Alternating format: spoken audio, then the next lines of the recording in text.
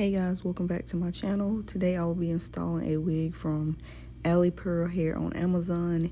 They sent me a 22-inch body wave 5x5 closure wig, and this is their skunk stripe wig.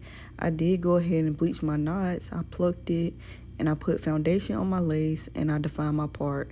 So this install will be very simple, quick, and easy. So if you guys would like to see how I install, then keep on watching.